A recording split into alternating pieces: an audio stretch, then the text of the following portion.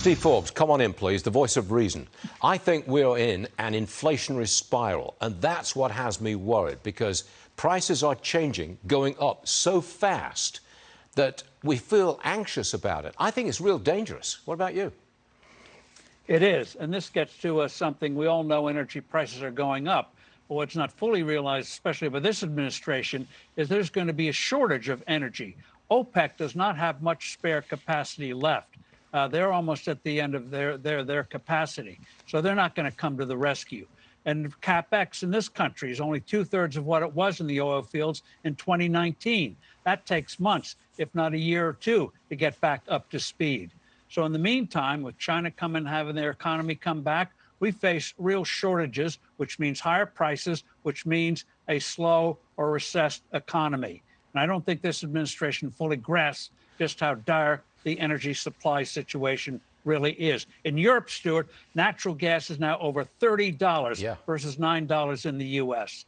Can you imagine what will happen in America if we get anywhere near that? I mean, at the moment, it's $9 per million British thermal units for nat gas in America. It's 30 in Germany. I understand that. Just imagine what happens if we spiral up, keep spiraling up with gas and diesel and nat gas.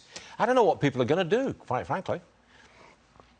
Well, you're going to have a huge pressures to have more so-called stimulus or bailout packages for consumers, which means the Federal Reserve's anti-inflation fight is going to go right out the window, which is going to undermine confidence. You can see how this thing can spin out of control. And that's why this administration should start realizing that even measures now that may not take effect for a while would have a good calming influence, starting by taking that XL pipeline, the Keystone XL pipeline that canceled, and announcing it's going forward, which will eventually bring 800,000 barrels of oil from our friends in Canada. It'll never happen, though, will it? I mean, they're not going to do that. Not until the election, when suddenly they're going to realize they're going to have to pursue other economic opportunities in 2024. That'll get their attention. Nothing else will. I mean, it really looks bad for the Democrats in these midterms, because we've got these polls showing that the key issues are inflation, gas prices, and the economy, and they're failing on every count. And worse, they're seen as out of touch with what reality is. What the president said on Friday: oh, happy days are here again. You may not know it, but you're really well off. Well, every time you go shopping, people know that. And this leads to a deadly situation, politically deadly, where people don't believe, they don't have trust, and that undermines, that's bad for a lot of reasons. And without lack of trust, the Democrats are going to take a shellacking, and they deserve it. They haven't been truthful to the American people. Who would have thought especially this president?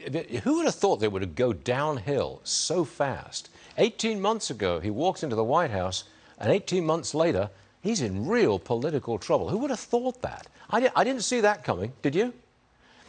Not on that scale, that they would so be oblivious to, other than the extreme left of their party, they'd be oblivious to the rest of the country and to the consequences of their policies. They could know how to, there are politicians around who can say the right words, but pursue policies that don't end up upending the economy. Yeah. So instead, they upend the economy, then they tell us, oh, it really is in good shape. It isn't. The only good thing about the last inflationary spiral that we went through is that it ended with a Ronald Reagan landslide win. That's the best I can say about the inflation in the 70s. Who knows what might happen this time. Well, that's about America. We always come back one way or the other. It may take a while, but we're going to come back and get policies like in the 80s, where America again is seen as that shining city on the hill. Yeah, wouldn't that be nice? Steve Forbes, thanks for being with us. We will see you again real soon. Thanks.